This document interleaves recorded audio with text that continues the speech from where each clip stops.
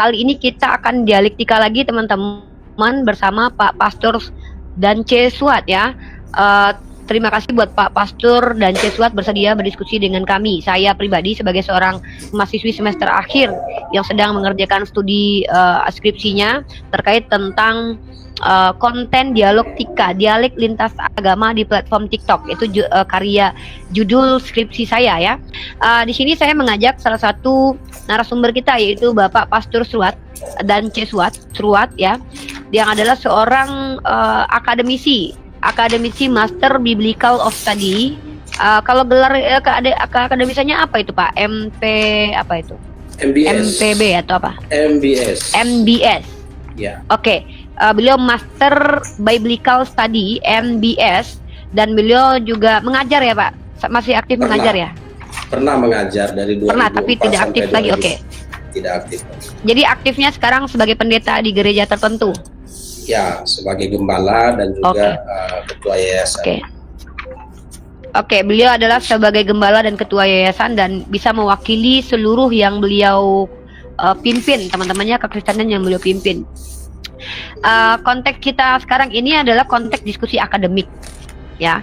Konteks diskusi akademik maksudnya adalah memasukkan prinsip-prinsip akademik di dalam dialog kita, mulai dari teknik dialog dan juga bagaimana kontribusi para moderator dan konten kreatornya juga. Kemudian substansi diskusinya nanti kita berusaha seakademis mungkin. Tadi Bapak Pendeta teman-teman sudah menjelaskan di video yang sudah saya simpan, saya save untuk adik-adik mahasiswa yang akan saya presentasikan nanti untuk jadi materi. Di sini Bapak Pendeta sudah memberikan sebuah statement penyalipan ini yang adalah ideologi yang akhir-akhir ini fenomenal karena adanya narasi dari apologet bernama Edis TV dengan viewer penonton setiap live streaming itu mencapai di atas 20.000 per malam, per hari biasanya. Artinya kalau untuk viewers kita lihat Edis TV mampu menghadirkan diskusi yang ditonton oleh banyak sekali umat Kristen.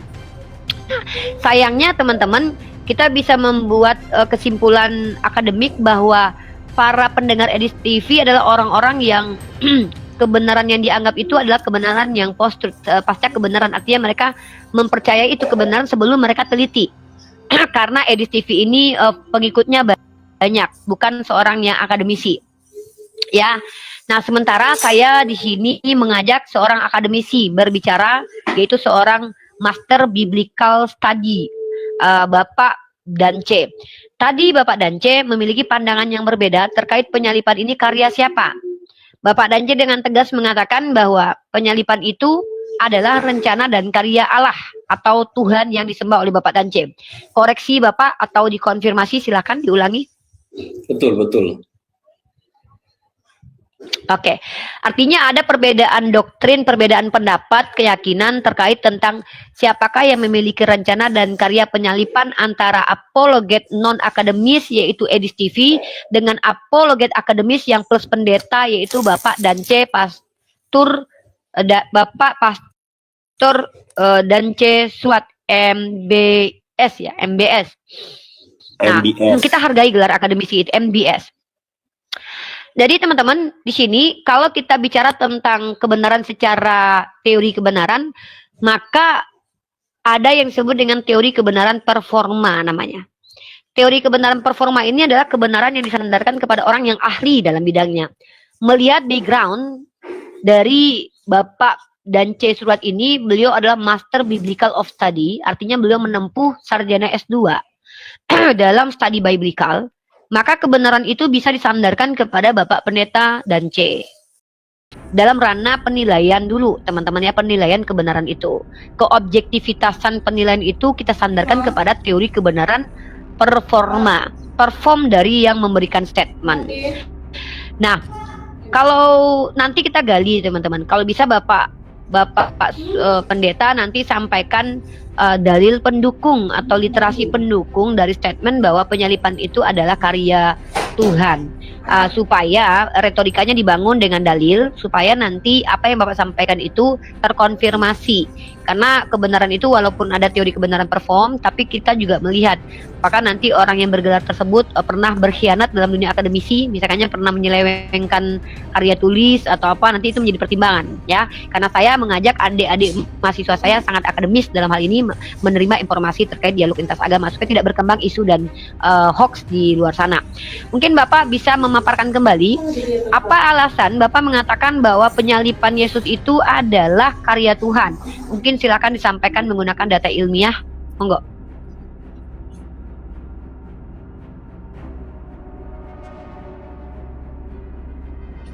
Baik, terima kasih. Jadi data yang disampaikan, dikemukakan, ya kembali lagi ketika kita berbicara tentang keimanan, maka fondasinya itu iman Kristen dibangun di atas fondasi firman Allah. Ya, firman Allah yang sekarang itu adalah Alkitab. Berarti ketika diminta dukungan data, maka saya akan memaparkan sesuai dengan Alkitab. Jadi pemaparan Alkitab mengenai penyaliban ya, itu rencana, berarti rencana itu sesuatu yang dilakukan sebelum peristiwa, sebelum kejadian. Jadi merencanakan, berarti itu master plan-nya. Nah, ya, berarti dibicarakan sebelum peristiwa itu terjadi. Nah, saya ada banyak ayat yang bisa kita lihat. Hanya saya akan membuka dari 2 ayat penting. Ya, ini mengenai ya Yesus Kristus. Ya, Yesus Kristus mengungkapkan tentang peristiwa penyaliban. Jadi Yesus Kristus mengungkapkan tentang peristiwa penyaliban. Saya bukakan dari 2 ayat, yaitu Matius pasal 16. Tadi saya sudah baca Matius 16. Ayat 21 sampai 23 ya. Ini Yesus menyingkapkan tentang rencana penyaliban. Sejak waktu itu Yesus menyatakan kepada murid-muridnya bahwa ia harus pergi ke Yerusalem dan menanggung banyak penderitaan dari pihak tua-tua, imam-imam kepala dan ahli-ahli Taurat, lalu dibunuh dan dibangkitkan pada hari ketiga. Tetapi Petrus menarik Yesus ke samping dan menegur dia, katanya, "Tuhan, kiranya Allah menjauhkan hal itu. Hal itu sekali-kali tak akan menimpa engkau." Hal apa? Hal penyaliban. Maka Yesus berpaling dan berkata kepada Petrus, "Enyahlah iblis, engkau suatu batu sandungan bagiku. Sebab engkau bukan memikirkan apa yang dipikirkan Allah, melainkan yang dipikirkan manusia." Jadi sebab engkau bukan memikirkan apa yang dipikirkan Allah. Ya, jadi pernyataan Petrus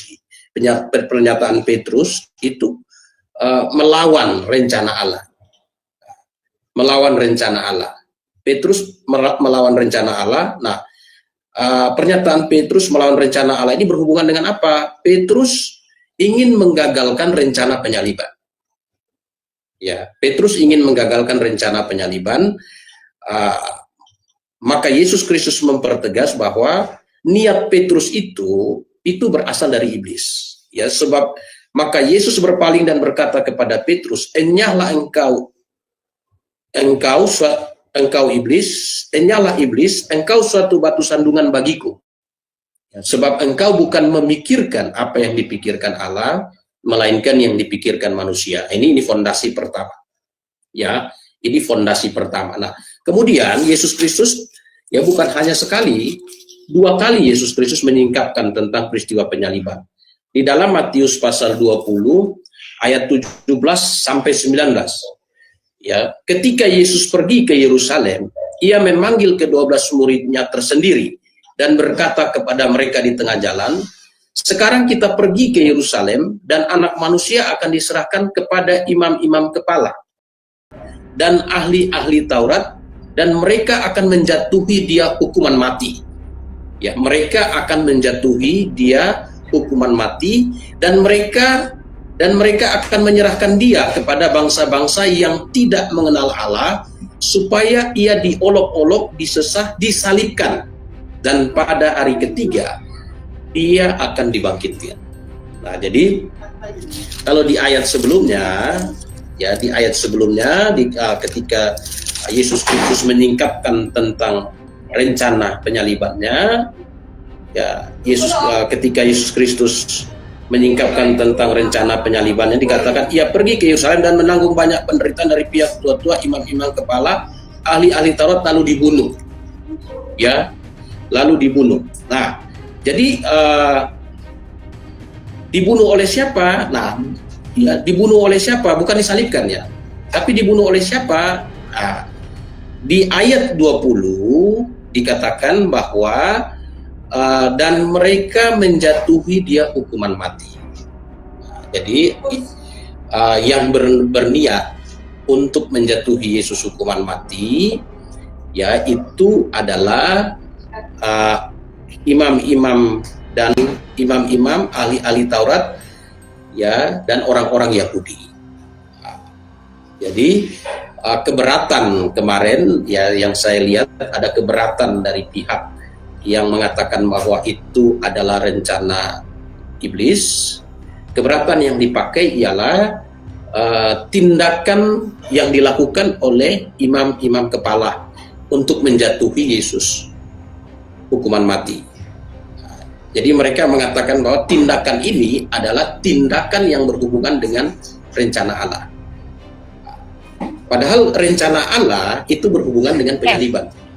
Oke. Silakan. Oke. Saya sudah mendapatkan poinnya. Bapak memiliki dalil-dalil menurut Bapak bahwa itu pendukung bahwa penyaliban itu adalah rencana Tuhan, bukan rencana iblis.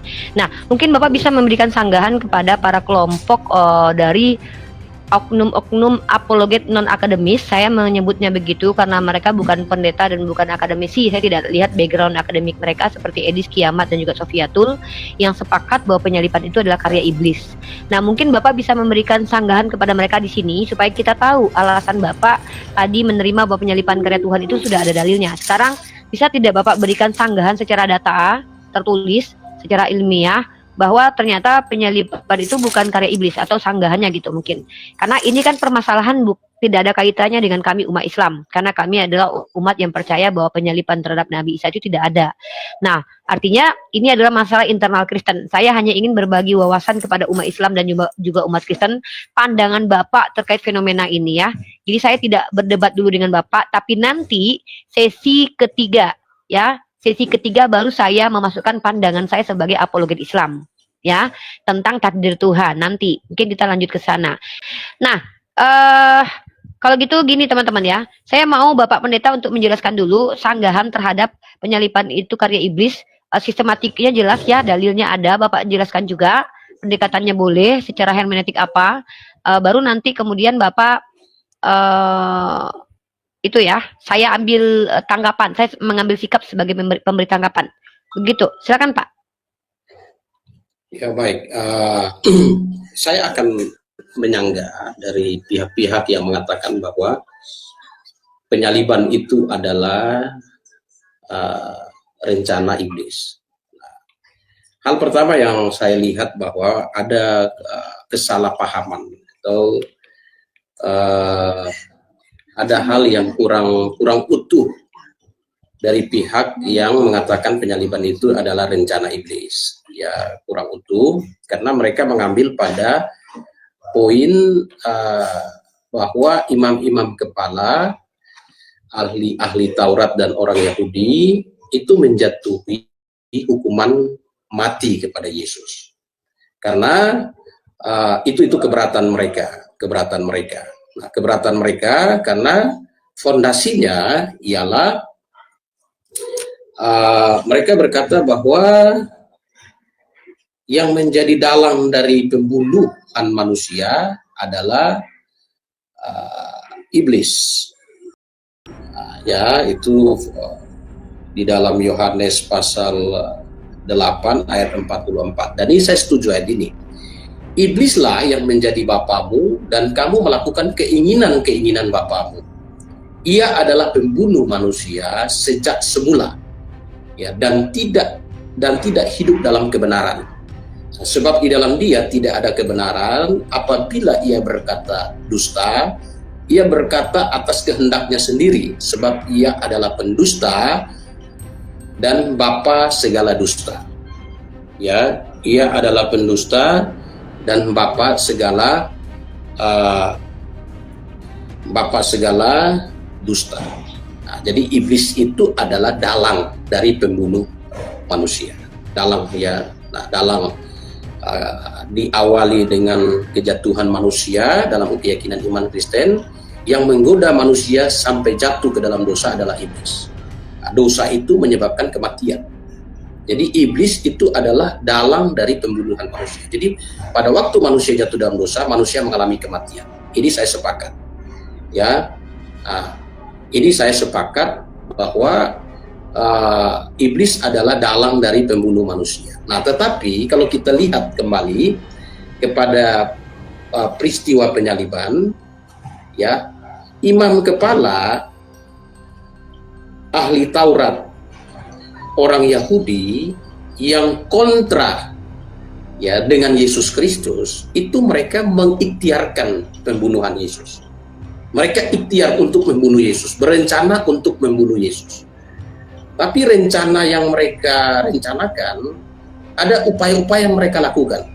Ya, upaya pertama, mereka mengirim utusan untuk menjebak Yesus dengan pertanyaan, sehingga bisa ditemukan kesalahan di Bait Allah.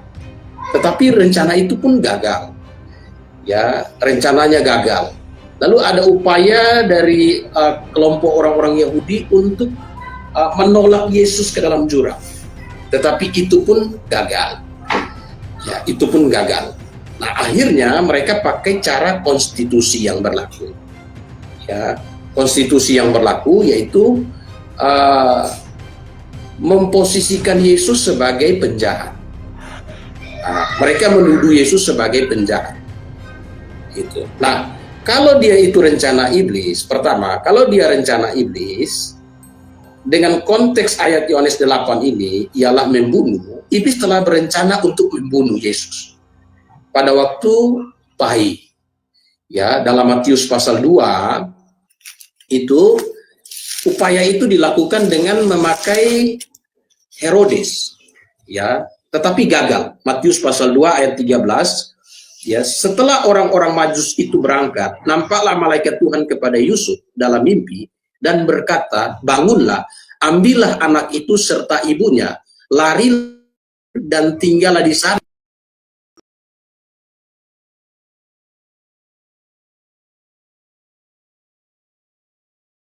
Yang berikhtiar ingin membunuh, tapi akhirnya dia sendiri yang mati.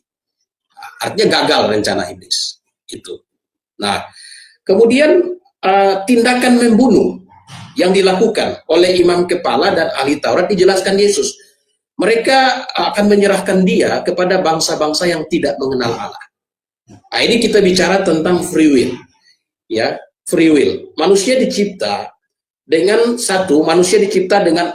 pertama, manusia diberikan akal budi. Akal budi. Yang kedua, manusia diberikan hati nurani. Hati nurani ini untuk mempertimbangkan baik dan jahat. Ya, hati nurani. Nah, makanya ada seorang filsuf berkata, moral tidak memerlukan. Pak. Oke. Interupsi. Kita fokus ke poin kita. Bapak menyanggah secara sistematik terkait tentang pernyataan Edis dan kawan-kawan, para apologet non-akademis, yang mengatakan bahwa penyaliban itu karya iblis. Itu saja kita fokus, biar data by data, begitu. Tadi sudah dipaparkan beberapa data. Oke, mungkin saya menanggapi sebagai, di sini saya memposisikan diri sebagai orang yang menggali informasi dari Bapak ya. Dan nanti saya mungkin di ending akan memberi tanggapan tentunya sebagai apologet juga. Nah, tadi Bapak membawa Yohanes pasal 8 nomor 37 sampai 46. Justru kalau saya baca secara tekstual, itu justru menegaskan bahwa rencana pembunuhan terhadap Yesus itu justru adalah iblis yang dianggap sebagai bapa. Karena di dalam ayat itu kalau Bapak baca secara tekstual, kita bacakan secara tekstual ya. Nanti Bapak tolong yang menjelaskan itu ya Anda sebagai pendeta. Saya hanya akan membacakan secara tekstual. Dalam kitab Yohanes pasal ke-8 nomor 37 sampai 46 teman-teman kita bacakan. Di sini judul perikopnya adalah keturunan Abraham yang tidak berasal dari Tuhan. Dimana kalau kita lihat konteksnya adalah Yesus menolak orang-orang Yahudi yang mengklaim bahwa mereka keturunan Abraham dan menyembah kepada Tuhan, karena mereka tidak mengasihi Yesus, justru ingin membunuh Yesus. Bahkan secara eksplisit dituliskan di sini, jikalau Allah adalah Bapamu, kamu akan mengasihi aku, sebab aku keluar dan datang dari Allah, dan aku datang bukan atas kehendakku sendiri, melainkan Dialah yang mengutus aku. Apakah sebabnya kamu tidak mengerti bahasaku? Ini di ayat ke-43 ya. Sebab kamu tidak dapat menangkap firmanku. Iblislah yang menjadi bapakmu, dan kamu ingin melakukan keinginan-keinginan bapakmu. Nah ini Pak, keinginan ya, keinginan sama dengan kehendak ya Pak. Maka di sini dikatakan oleh Yesus, orang-orang Farisi itu menjalankan keinginan bapak mereka, yang kata Yesus ternyata adalah iblis, di mana keinginan itu adalah ingin membunuh Yesus. Nah, ia adalah pembunuh manusia sejak semula dan tidak hidup dalam kebenaran. Sebab di antara dia tidak ada kebenaran. Apabila ia berkata dusta, ia berkata atas kehendaknya sendiri. Sebab ia adalah pendusta, bapak segala dusta. Nah, jadi kalau kita lihat di ayat ini, justru orang yang ingin punya rencana membunuh Yesus itu mengikuti keinginan bapak mereka yang adalah iblis. Itu dalam tekstualnya. Perkara kontekstual dan pemahamannya itu hak Bapak untuk menjelaskan kepada kami ya. Mungkin ini dulu, bagaimana pendapat Bapak secara tekstual tertulis justru orang yang menginginkan kematian Yesus dan ingin mengeksekusi Yesus itu adalah bapaknya iblis, atau mereka mengklaim bahwa mereka itu menyembah kepada Tuhan, tapi Tuhan yang mereka sembah itu sendiri adalah iblis, begitu. Mungkin begitu Pak, silakan.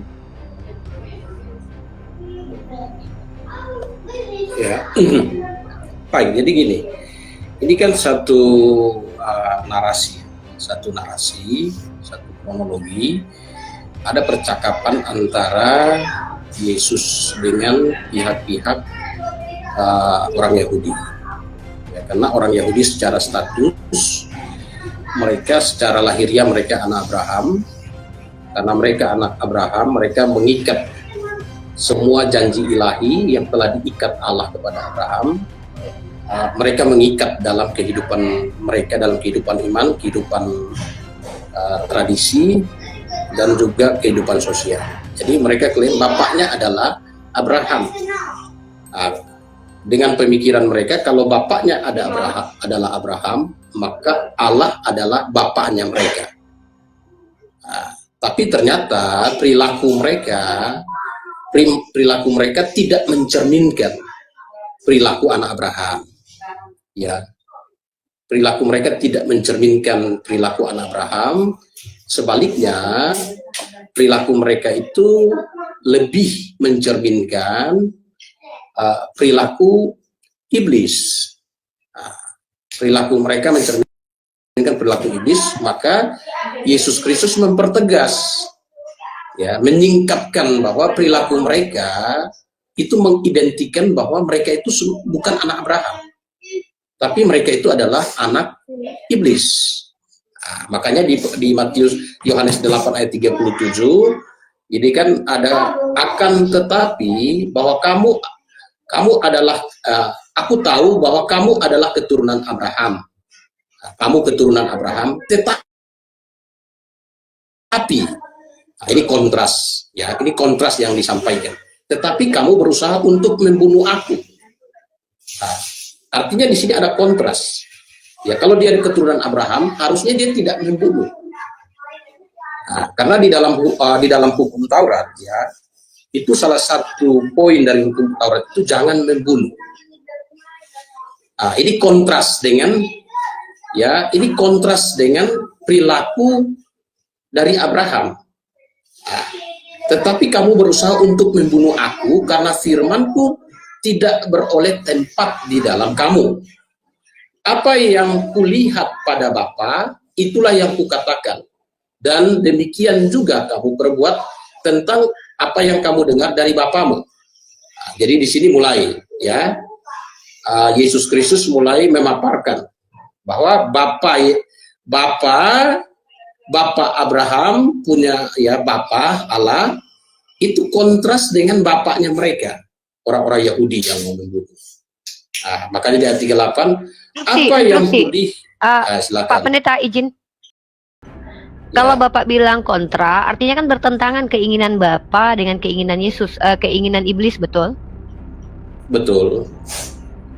Tapi pada faktanya kan Bapak sendiri percaya bahwa penyaliban itu rencana. Kalau rencana itu berarti otomatis kehendaknya Tuhan. Ini bukan kontra Pak, tapi ini sejalan. Bisa Bapak pahami tidak logikanya? Gini, Bapak tadi bilang bahwa penyaliban itu adalah rencana. Kalau rencana Allah, maka kehendak muncul dari Allah. Kemudian saya bawakan ayat kepada Bapak bahwa ternyata keinginan untuk menghabisi nyawa Yesus itu datang dari iblis. Maka keinginan keinginan iblis dengan Tuhan Bapak itu bukan kontra, Pak. Justru sejalan. Sama-sama ingin menyalibkan Yesus, Pak. Oh, mungkin Bapak tanggapi dulu statement saya ini. Baik. Nah, jadi kalau kita bicara kita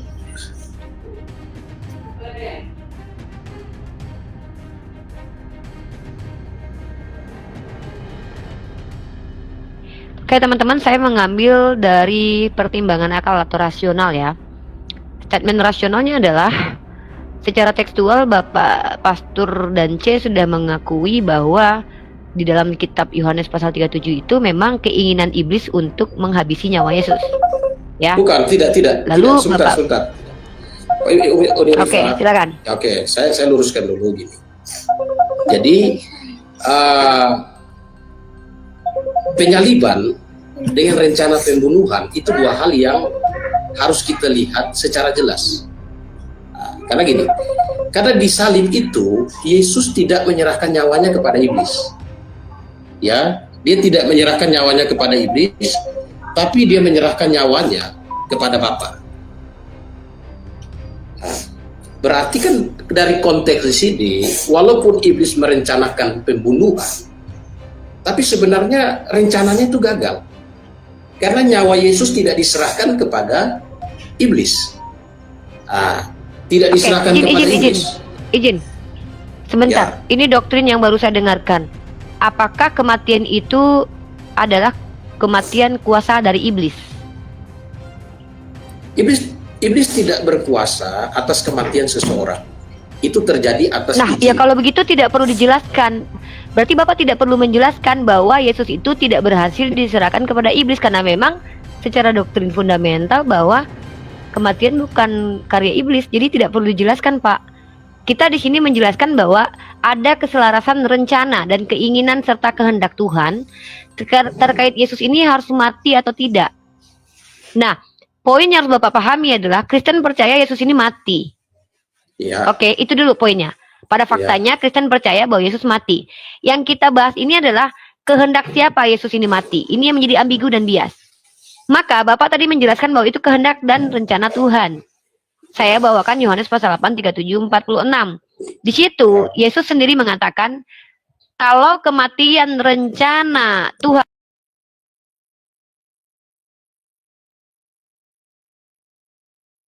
nah bukan eksplisit ya, tapi implisit ya Pak. Kenapa saya katakan implisit? Karena statement Bapak itu tidak didukung oleh para akademisi Yahudi. Yahudi tidak memberikan statement bahwa ada nubuatan bahwa nanti Mesias itu akan dimatikan. Ya, nah jadi ayat-ayat implisit Bapak jadikan sebagai sandaran doktrin yang kemudian Bapak imani bahwa kematian Yesus itu karya Tuhan, rencana Tuhan, planning Tuhan, dan otomatis kehendak Tuhan. Kalau karyanya dari Tuhan dan rencananya dari Tuhan, otomatis kehendaknya dari Tuhan. Nah, saya tunjukkan kepada Anda bahwa dalam Yohanes pasal 8, 37 itu sampai 46, justru Yesus ini standing point-nya adalah yang memberi informasinya adalah Yesus. Kalau doktrin dari Bapak kan itu dari kalian yang memberikan persepsi atau perspektif terkait ayat-ayat yang di kitab kalian. Nah, kalau Yesus dia yang bilang, yang menginginkan kematian dia, itu sembahannya adalah iblis. Kenapa saya katakan sembahan? Karena Bapak itu sebagai Tuhan di situ. Ya, Bapak sebagai Tuhan, bukan Bapak kandung, bukan Bapak biologis, bukan Bapak angkat, tapi istilah merujuk kepada Sang Pencipta langit dan bumi. Kalau Bapak bantah, silakan bantah. Jadi di situ Yesus menceritakan keinginan untuk menghabisi nyawa Yesus dengan cara disalib itu bukan keinginan dari Bapa yang mengutus Yesus, bahkan bukan keinginan Abraham. Perkara nubuatan ini, maka adalah keinginan dari bapaknya orang-orang yang menolak Yesus yang adalah iblis. Jadi secara konsekuensi logik, keinginan iblis dan orang Yahudi ini selaras dengan keinginan Tuhan yang Bapak katakan. Bukan malah kontras. Saya mengkritisi pernyataan kontras tadi. Saya tidak meminta Bapak menjelaskan bahwa kematian itu diserahkan kemana, ke iblis atau ke Tuhan. Bukan, itu hasil dari kematian. Kita membahas tentang proses menjelang kematian. Bahwa kematian ini kehendak siapa sih? Begitu, Pak Dance. Mungkin Bapak tangkap poin saya bahwa saya membuat statement yang ingin Bapak bantah. Justru kalau orang Kristen memiliki doktrin penyaliban itu karya Tuhan, maka sejalan dengan kehendak iblis di dalam Yohanes 8:37-46. Silakan dibantah, kalau mau dibantah diluruskan kalau bisa. Kalau tidak bisa berarti ya mohon maaf. Ini bisa menjadi standing point kita bahwa ada keselarasan kehendak Bapa dan kehendak iblis di sini. Kecuali Bapak bisa membantah. Bantah pakai data, pakai dalil. Jangan pakai retorika semata. Gitu. Terima kasih. Ya, baik. Jadi pertama yang harus kita lihat dari Yohanes 8 ini. Ya, ini esensi dari pembahasan di sini adalah pembunuhan. Pembunuhan, bukan penyaliban. Ya. Ini adalah pembunuhan, bukan penyaliban. Ya. Jadi esensinya di sini adalah pembunuhan bukan penyaliban. Nah, ini saya coba ulang ya. Saya coba ulang ya. Saya coba ulang bahwa esensinya di sini adalah pembunuhan bukan penyaliban. Jadi kalau ayat ini dipakai untuk korelasikan dengan penyaliban, korelasinya dalam titik apa? Nah, ini yang harus kita lihat ya, dalam titik apa. Nah, kalau bicara tentang pembunuhan ya, kalau bicara tentang pembunuhan ya, bicara dimatikan dulu aja Pak, atau diterima dulu tuh. Ya, ini ada. Oke. Ya, angkat dulu ya Pak, kita mute dulu. Oke, silakan diangkat dulu. Teman-teman, poin Uniriva kepada Bapak Pendeta dan C. Suat itu adalah tidak bicara tentang tidak bicara tentang bagaimana terjadi pembunuhan itu, apakah disetrumkah atau dipenggalkah atau disalibkah, bukan. Tapi kita bicara tentang rencana atau big plan atau keinginan siapa. Ya, kita tidak bicara tentang eksekusinya. Apakah matinya karena dia diracunkah atau karena dia dipenggalkah? No. Kita bicara tentang planning, the big plan.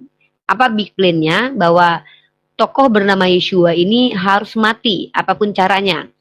Nah, dan kita tahu bahwa penyaliban itu adalah konsekuensi atau cara membunuh Yesus. Cara membunuh Yesus dengan cara disalib. Dan itu diakui oleh umat Kristen bahwa memang dia matinya disalib. Dan kita tidak membahas itu. Itu variabel yang berbeda. Variabel yang kita bahas ini adalah planning. Planning ini, rencana penyaliban ini tuh datang dari ide siapa? Kalau ide Allah Bapa, maka konsekuensi logiknya adalah satu, ide Allah Bapa sejalan dengan ide iblis. Ya, keinginan Allah Bapa sejalan dengan keinginan iblis. Itu loh. Paham ya maksudnya Bapak Pastor? Bapak Pendeta mungkin Bapak Pastor paham ya? Kita tidak membahas tentang eksekusinya Pak. Kita membahas tentang, kan tema kita adalah rencana penyaliban. Jadi big plan-nya. Yang menginisiasi, yang menghendaki, yang menginginkan. Kita lagi nggak bicara tentang nanti dinikmati siapa, matinya harus seperti apa. Not. Itu variabel yang berbeda. Variabel kita adalah tentang ide, gagasan, planning atau rencana. Siapa ini? Kalau tadi kan sudah dijawab Allah Bapa, jadi kita tidak mau mundur. Bapak sudah punya jawaban. Ternyata konsekuensi logiknya adalah yang menginginkan kematian Yesus dan membuat planningnya adalah Bapa. Itu konsekuensi logiknya menurut dalil Yohanes 8:37 dan 46 sejalan dengan keinginan iblis. Nah, jadi muncul pertanyaan di sini Pak. Apakah Bapak bisa membantah statement saya bahwa keinginan untuk membunuh Yesus dengan cara apapun, mau disalib kayak tenggelamkan kayak apapun, saya lagi nggak bahas tentang metode pembunuhannya. Ya, saya membahas tentang rencana pembunuhan terhadap Yesus. Apakah ini masih kehendak Bapa atau bukan lagi kehendak Bapa? Saya bicara tentang rencana pembunuhannya, Pak. Anggap kalau kita merekonstruksi tentang rencana pembunuhan seorang tokoh, maka yang kita cari tahu ini adalah tokoh sentral yang menginginkan ini, yang membuat rancangan ini supaya terjadi, gagasan siapa? Itu loh Pak. Sebenarnya sudah dijawab tadi, itu rencananya aktor utamanya adalah Tuhan itu sendiri. Kehendaknya dari Tuhan, rencananya dari Tuhan, karya-karya Tuhan, maka disebut sebagai karya keselamatan dari Tuhan. Tetapi dalil dalam kitab Bapak berkata lain. Yohanes 8:37-46 mengatakan bahwa yang menginginkan kematian Yesus adalah iblis. Bapak dipanggil sebagai Bapak juga, tapi bapaknya adalah iblis. Yang menginisiasi adalah iblis bersama Yudas, disupport oleh koloni-koloninya Hansip Romawi dan orang Yahudi. Rencananya tereksekusi. Rencananya berhasil karena pekerjaan komplotan penjahat-penjahat, diantaranya iblis, Yudas, Hansip Romawi, orang Yahudi, dan juga penista-penista pada waktu itu. Nah, konsekuensi logiknya ini sama persis Pak dengan tragedi pembunuhan berencana Sambo. Sambo punya keinginan, Sambo punya rencana, tapi yang mengeksekusi bukan Sambo. Karena yang mengeksekusi itu bukan Bapak. Tapi Bapak melakukan pembiaran terhadap eksekusi ini karena memang dia punya rencana untuk membunuh Yesus. Nah, jadi Bapak, argumen saya ini argumen logika Pak, argumen rasio. Menggunakan dalil Yohanes 8:33, 37 sampai 46. Silakan Bapak bantah, karena kalau Bapak tidak bantah, ada 3 kesimpulan diskusi pada kali ini. Pertama, keinginan membunuh Yesus atau pembunuhan berencana terhadap Yesus adalah kehendak Bapa dan kehendak iblis. Itu statement saya, kesimpulan terakhir. Kalau Bapak tidak bisa bantah, ya. Yang kedua, penyalipan itu bukanlah karya Tuhan tapi karya iblis. Kenapa? Karya itu definisinya artinya adalah hasil pekerjaan. Nah, yang bekerja untuk beramai-ramai membunuh Yesus adalah iblis, Yudas, Hansip Romawi, dan juga orang Yahudi. Kalau kita bicara tentang karya hasil pekerjaan, maka itu pekerjaan iblis dan orang-orang jahat yang membenci Yesus. Yang ketiga kesimpulannya, ya, bahwa ternyata baik pada penggagas doktrin Ediisme, saya sebut ini sebagai doktrin Ediisme karena ini baru muncul dari Edis, sama seperti doktrin Sabellianisme, Arianisme, itu doktrin yang muncul dari pribadi orang itu menjadi namanya, ya. Maka aliran soteriologi Ediisme ini menganggap bahwa penyalipan itu rencana dan karya iblis, punya dasar kuat yaitu Yohanes 8:33. Sementara aliran gereja mainstream yang percaya bahwa penyalipan rencana dan karya Allah, dalilnya pun kuat dengan doktrin rencana penyalipan sudah ada sebelum Yesus hadir alias dinubuatkan. Maka ini sangat bias dan ambigu karena kalian berdua dari dua kubu punya dalilnya masing-masing. Nah, bisa dibantah, saya coret. Kalau tidak bisa dibantah, ini lanjut jadi kesimpulan diskusi hari ini. Seperti itu Bapak Pendeta. Lanjut. Ya. Baik, terima kasih. Jadi Uni Rifa mengangkat dari Yohanes 8 itu mengenai iblis menjadi bapamu dan kamu melakukan keinginan-keinginan bapamu. Ia adalah pembunuh manusia sejak semula.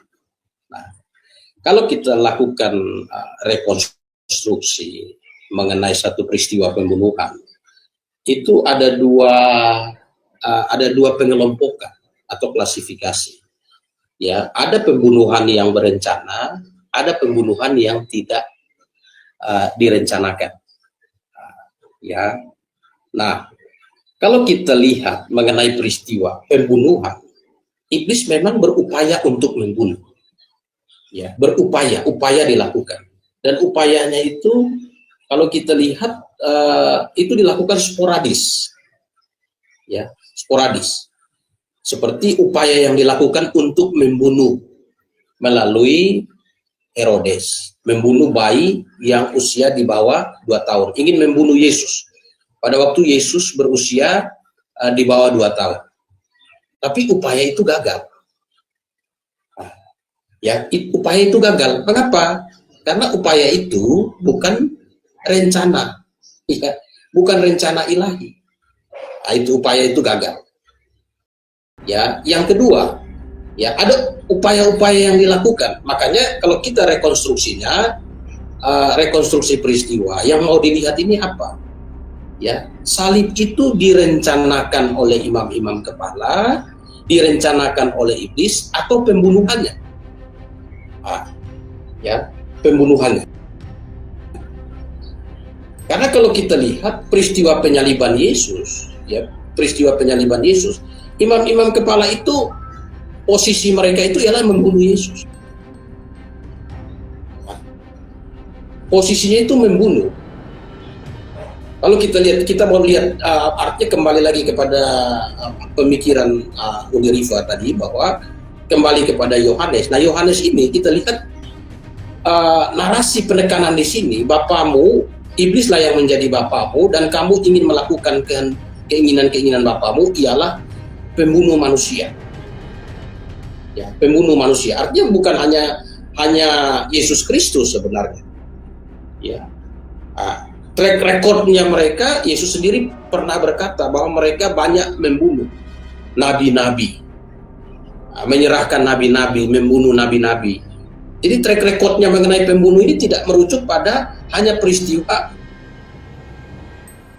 niat mereka untuk membunuh Yesus, tetapi ada banyak tindakan-tindakan mereka, ya, yang mencerminkan mereka bukan Abraham, tapi bapak mereka adalah iblis. Dari teks yang kita baca ini cerminkan. Makanya teks ini sama sekali tidak menyinggung tentang penyaliban. Ya, teks ini tidak menyinggung tentang penyaliban. Ya, teks ini hanya sebuah pernyataan, ya, posisi bahwa tindakan imam-imam kepala, ahli-ahli Taurat, ya, yang niatnya untuk membunuh itu bukan sesuatu hal yang baru bagi mereka. Di masa lalu pun mereka banyak membunuh nabi-nabi Allah. Nah, ini teks ini. Tapi kalau kita mau bikin rekonstruksi mengenai peristiwa, oke. Izin Pak, yang Bapak bantah dari statement saya itu yang poin mana ya? Karena saya mau sholat zuhur di sini, biar saya tidak lama menunggu. Saya juga mau sholat zuhur. Tadi ada 3 statement saya dari apa yang Bapak jelaskan itu, ya. Yang saya minta, yang mau Bapak bantah itu dari poin yang keberapa? Yang saya sebutkan dulu poinnya ya. Saya catat poin Ya, ini. Pertama, ya, bahwa secara dalil terbukti bahwa membunuh Yesus itu adalah keinginan iblis yang adalah bapak orang-orang tidak beriman. Yohanes 8:37 sampai 46. Nah, sementara Bapak secara doktrinal percaya bahwa penyaliban itu adalah rencana Tuhan. Maka saya membuat konsekuensi logik, ternyata keinginan membunuh Yesus itu dari kedua belah pihak, yaitu Bapak dan juga iblis yang selaras keinginannya untuk mematikan Yesus. Walaupun tujuannya beda-beda ya. That's my point. Yang kedua adalah karya atau hasil pekerjaan itu adalah upaya seseorang bekerja. Maka karya penyaliban ini secara dalil, secara faktual adalah karya iblis, karena yang bekerja untuk menghasilkan pembunuhan itu adalah iblis, hansip Romawi, dan juga orang-orang Yahudi yang membenci Yesus. Komplotan, ya, Yudas juga terlibat di dalamnya. Nah, kelompok yang percaya penyaliban karya Tuhan harus mampu membantah Edis dan tidak boleh ada dalil pendukung Edis. Kalau ada dalilnya pendukung Edis, ada dalilnya pendukung kalian yang para pendeta ini yang apologet akademis, maka secara tidak langsung konsekuensi logiknya membuktikan kitab kalian kontradiktif. Gitu. Ngerti nggak Pak? Jadi, ya. Satu, premis saya adalah begini Pak. Saya punya banyak premis di sini, tapi saya kesimpulan terakhir nih. Kalau Bapak Pastur dan C tidak bisa membuktikan, tidak bisa membantah Edis, justru Edis memiliki dalil, bahkan menyepakati bahwa memang ada rencana dan keinginan iblis untuk mematikan Yesus. Dari dalil Yohanes 8:33 ini, atau 3:37 ini. Maka artinya, kitab kalian kontradiksi Pak. Karena sama-sama punya dalil gitu. Yang satu punya dalil bahwa Bapak yang menginginkan, yang satu punya dalil iblis yang menginginkan. Nah, harapan kami kalian konsili, Bapak Pendeta dengan teman-teman tim akademisi konsili dulu dengan apologet non-akademik. Kalau apologet non akademik ini para polemikus penghujat ya seperti Edis, Sofiatul, Kiamat itu bukan akademik, bukan akademisi, bukan pendeta. Tapi kalau kalian kan para akademisi nih, para pendeta, para pastor yang mengenyam pendidikan secara akademik, Bapak sendiri adalah Master of Biblical Study. Artinya saya respect dengan orang-orang seperti Anda yang memiliki background akademis. Maka secara fakta kebenaran itu kalian lebih diutamakan karena kalian para akademisi, para pendeta. Nah, cuman kalau ternyata kalian juga tidak bisa membantah Edis dan Edis punya datanya, ya otomatis kita melihat ada kontradiksi dalam kitab kalian seperti itu. Ada dua hal ya, yang paradoks yang harus kita lihat di sini dari diskusi ini, ialah penyaliban dan pembunuhan.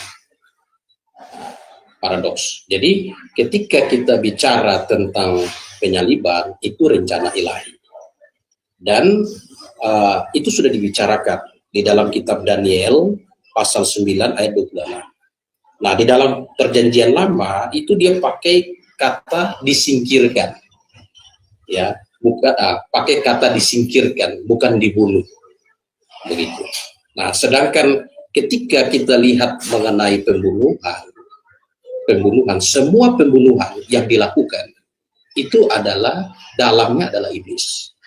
Termasuk rencana para imam-imam kepala, ahli-ahli Taurat, rencana untuk membunuh itu dalamnya iblis. Tapi ketika kita bicara tentang penyaliban, ini adalah hal yang berbeda. Hal yang berbeda dengan tindakan membunuh. Nah, penyaliban itu rencana Allah.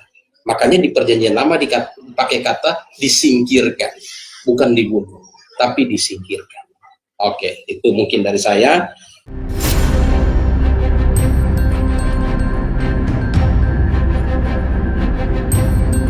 The religion of Jesus was Islam. Because with Allah, there is only one religion. He says, Inna ad-dina inda Allahi al-Islam.